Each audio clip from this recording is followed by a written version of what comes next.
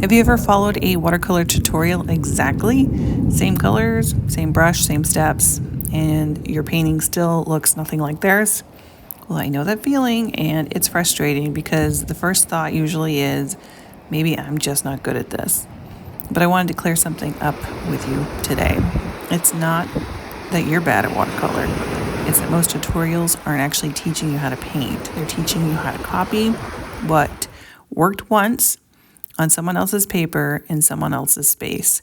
And today I wanted to talk about why that keeps so many artists stuck and what really helps watercolor start to make sense for you. So let's jump in. Hello everyone. So today I am using, what am I using for a brush here? This is my Goat synthetic brush, another beauty from Tracy Lebanzon.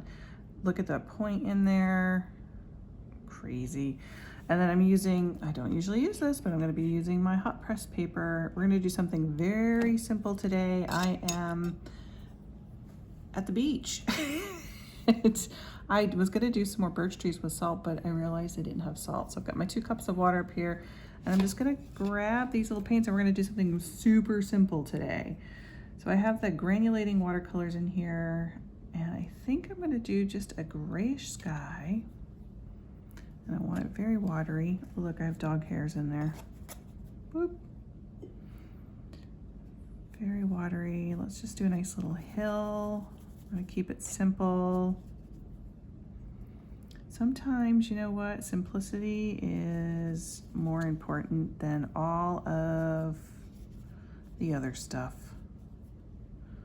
I need to make my hill a little bit more. We're gonna just do some really basic little trees on here. So I've got my gray and that beautiful turquoise. I'm still using the granulating watercolors, so we're just gonna see what this is gonna look like. Pop in, I just want a little bit more of that teal because I think that's gonna granulate really nicely with the gray. So this kind of looks like some of the backgrounds with the snow that we've been doing a lot of lately. I have my iPad here, but I don't have my computer and I don't have my normal stuff, so we're just gonna wing it for the next few months while I'm here. And I hope you don't mind. I don't think you will. It's just as long as we're doing it right. Let's go with this. Was that the purple? I got this mixed up last time. Yeah, that is the purple. And this was the blue. They look very, very similar. Boy, so similar that I'm having a hard time telling them apart. Look at that, I still have that hair in there. So again, we're just gonna play. We're gonna do something, again, super simple, playing around with, this is wet into wet. And again, we're doing hot press paper, so it's a little different. And I wanted to talk to you a little bit about, I'm just gonna leave that hair in there, I'm gonna let it dry. I wanted to talk to you a little bit about, tutorials versus you learning, because there is certainly a big difference in the meaning of that. This is why copying tutorials isn't helping you. I think if you've ever followed watercolor tutorials, mine included step by step, you've used the same colors, you've used the same brush, and your painting still didn't turn out like mine. And you think, well, I must be a bad watercolorist, right? Well, here's the truth that a lot of us artists don't really say out loud, but copying tutorials isn't teaching you how to paint, it's teaching you how to copy. So today I want to explain why and what tutorials are leaving out, and mine included when you follow along sometimes.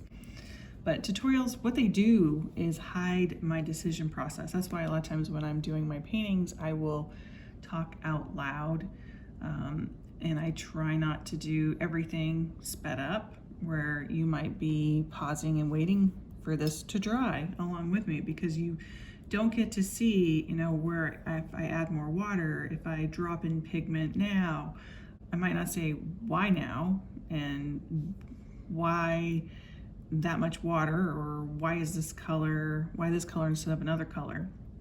And so what you don't see us thinking silently in our heads is asking myself, like, is my paper damp enough? Is the area about to bloom? Do I stop? Do I risk ruining it? And really, I think everybody is invisibly thinking that, right? But it's everything. I think sometimes we don't talk it through sometimes to you guys. And so that's why play is so important, and learning how to do things on your own as well, and putting those things into practice, because that's really where your learning is going to happen. So tip 2, again, same steps, different paper, it's going to equal different results. And I think the same wash on cheaper paper versus cotton paper, again, you can follow the same steps, but you might be getting a completely different result.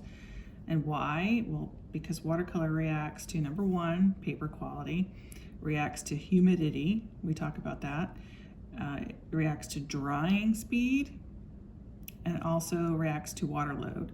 So tutorials might assume that your setup is going to behave just like mine, but watercolor doesn't work that way. So when it fails, I think beginners, we blame ourselves, right? Instead of kind of realizing that all of those variables are going to change the outcome for everyone's painting. Tip number 3, tutorials skip timing, I think is the biggest secret. We kind of talked about that.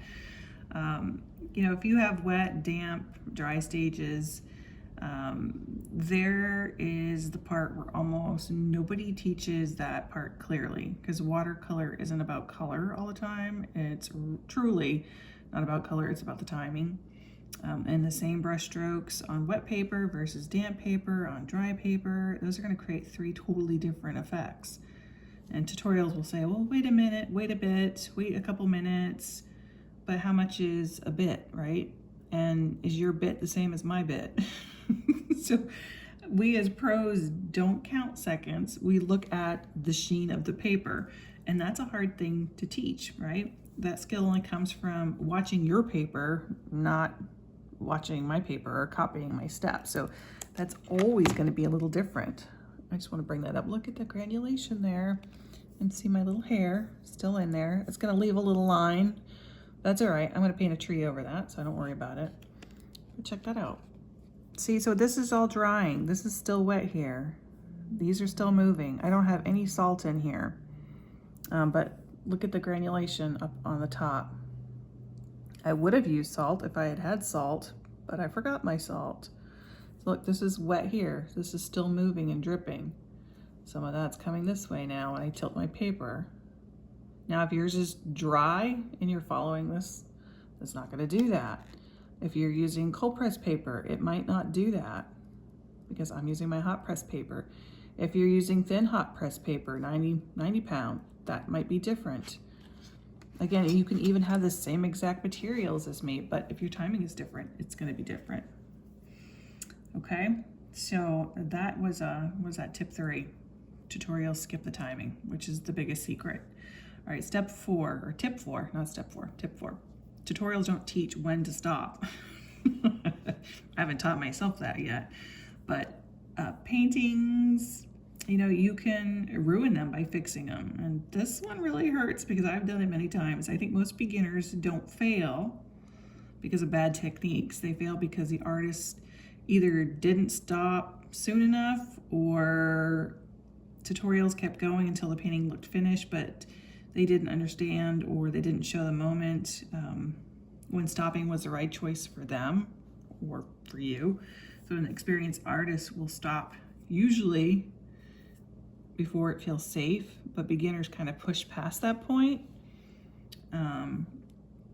And then once the watercolor is overworked, it's really hard to undo that. But again, we do learn tips and strategies as we play and practice that that we can help a painting along if we feel that they, quote unquote, have been ruined. All right, and then tip number 5 is copying builds muscle memory, not judgment. So copying versus an original painting, here's the honest truth with this. Copying tutorials can help your hand, right? My hand coordination, my materials, but copying cannot help your judgment. We don't teach you as instructors how to adapt, how to fix mistakes usually, how to make choices when things go wrong, because we're just showing you the pain that we've done and what changes and things that we've had to work with. But a painting is mostly about fixing things as they go wrong or going with the flow, because sometimes things don't happen the way you want them to.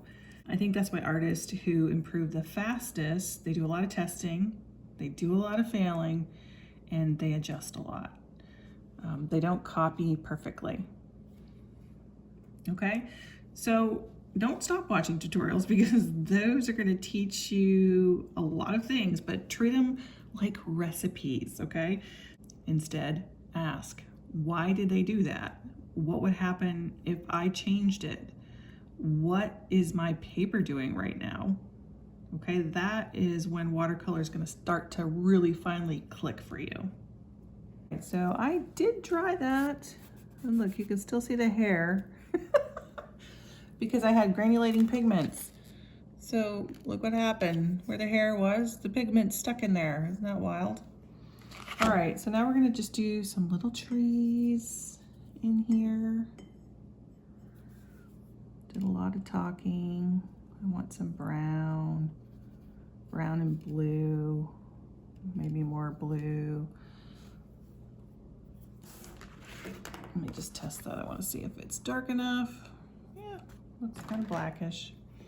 So we're gonna do, I think I wanted to do some real basic trees. Look at it, I just went into more pigment. It's just a natural habit. Let's just bring them here. I want some squiggly looking, kind of winter trees. They don't have any leaves on them.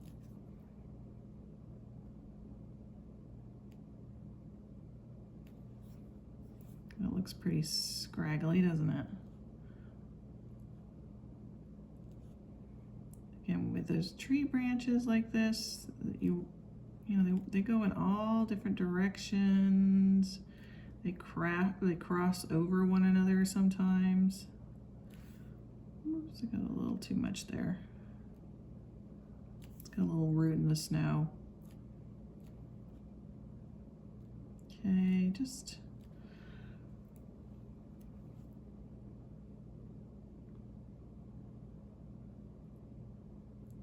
trying to not put much pressure on that brush, and I can get some very fine little lines, but boy, if you put any type of pressure on there, they do grow. I feel like I should have more of a main branch here.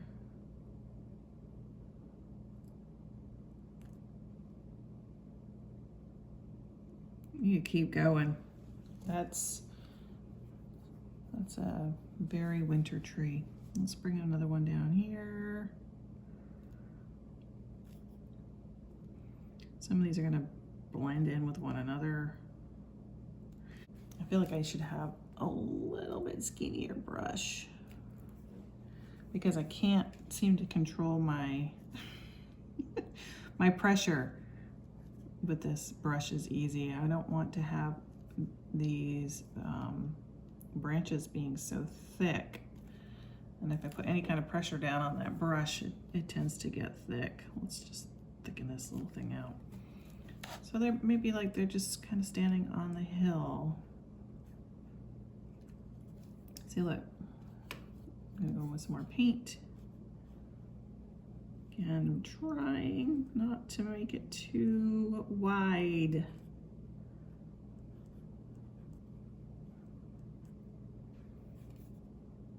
Even if I hold it up here, let's see, it's still putting a lot of pressure on there. Maybe a little better. It's kind of like little knots and squiggles. Look at that. Now this is really simplified. Let's bring another one down here. I have to do 5 because I don't like to do even numbers when I'm doing things.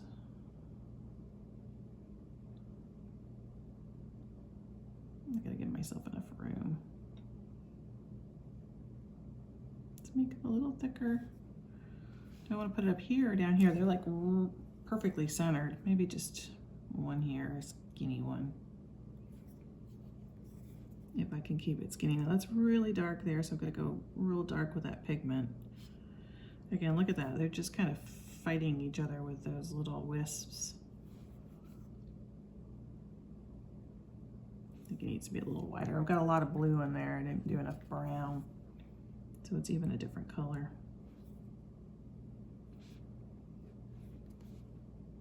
All right, let's just do another skinny one here. I'm feeling like it's just not quite right. There, now it doesn't look so perfect.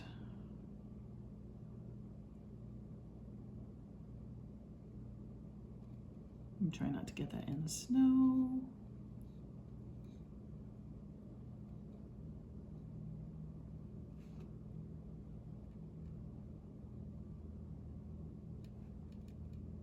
Okay, little squiggles. Okay, I might do another one here. And my odd are even now. 1, 2, 3, 4, 5, 6, 7, 8. Oh, darn.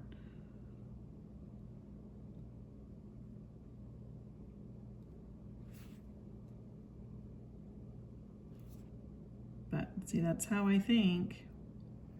It's like when you're doing, starting off the page when you're doing decorations, decorating. They always tell you to have odd. Now, I can't remember why. I know it's supposed to be more pleasing to the eye or what have you, but. Okay, so there, we've got some little trees. I'm gonna give it a little bit of a shadow under here. I think I'm gonna use that teal and gray again, maybe a little bit of brown. Again, I want this pretty watery. Maybe a little brown, let's see what that looks like. Yeah, that's a nice soft gray. And we're just gonna make some little marks in here. Again, just a little for the snow. Let's do a little splatter. Again, splattering loosens everything up. And it just looks pretty. Let's see what happens in here. It looks like it's splatter because it's gray. Kind of reminds me of dirty snow. I should do more teal.